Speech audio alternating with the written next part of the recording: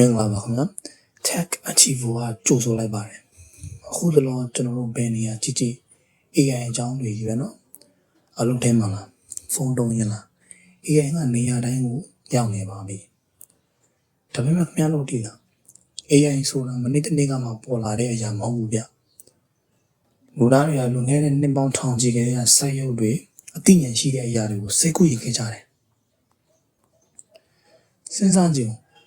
ရှင်းအောင်ဂရိတန်နာကြီးတွေက Taurus ဆိုတဲ့ဂျင်းနီလူသားကြီးပေါ့သူကကျွန်းတကျွန်းလုံးကိုပတ်ပြီးတော့ကာကွယ်ပေးနေတဲ့ပထမဆုံးဆက်ရုပ်လို့တော့တချို့တင်စားကြတယ်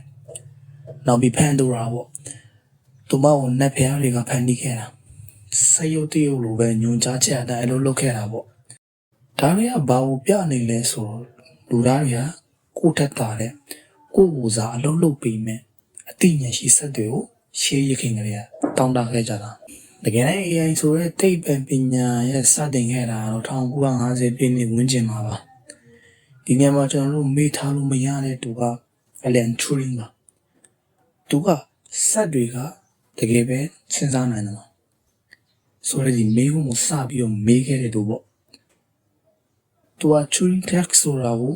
တည်ထွင်ခဲ့တယ်အဓိပ္ပာယ်ကခမရစာတိုလေးတွေပို့ပြီးတော့တစ်ဖက်ကလူနဲ့စကားတွေပြောနေတယ်ဆိုပါစို့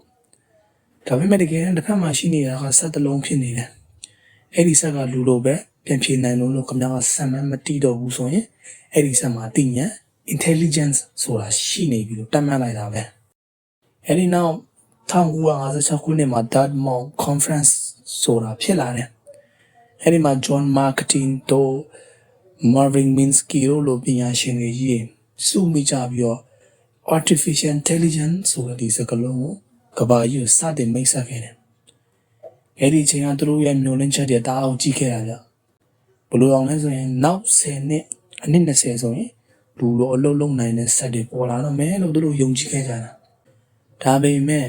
အောင်မြင်မှုလမ်းကြောင်းကဖြောင့်ပြမနေပါဘူး။1990ဝန်းကျင်မှာ AI ဝင်ထားလို့ခေါ်တဲ့ AI ရဲ့စောင်းရတွေကိုရောက်လာခဲ့တယ်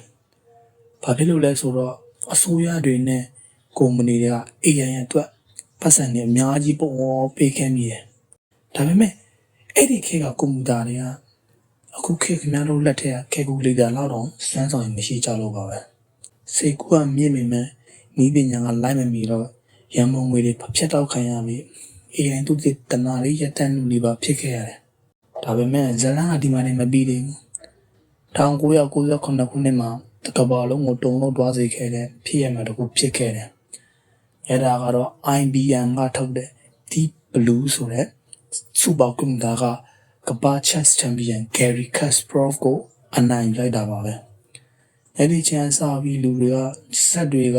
တကယ်ကိုကြော်တတ်တော့မှာလားဆိုပြီးတော့ပြန်တွေးလာကြတာပေါ့။2010နောက်ပိုင်းမှာတော့အခြေအနေတွေအကြီးအကျယ်ပြောင်းလဲသွားတယ်။ဘာကြောင့်လဲဆိုတော့ကျွန်တော်တို့စီမှာ data တွေအများကြီးရှိလာတယ်။ပြီးတော့ Nvidia ရဲ့ GPU လိုမျိုးအရန်မြန်တဲ့ chip တွေပေါ်ထွက်လာခဲ့တယ်။ဒီနေရာမှာ deep learning ဆိုတဲ့နည်းပညာကဒီ game တစ်ခုလုံးပြောင်းလဲလိုက်တာပါပဲ။2019ခုနှစ်မှာ Google ထုတ်တဲ့ Attention is all you need ဆိုတဲ့ဒီစာတမ်းကနေပြီးတော့ Transformer ဆိုတဲ့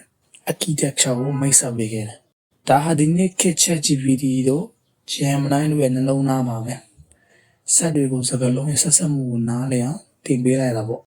အခုဆို2022ခုနှစ်မှာ ChatGPT ပေါ်လာတာကနေစပြီး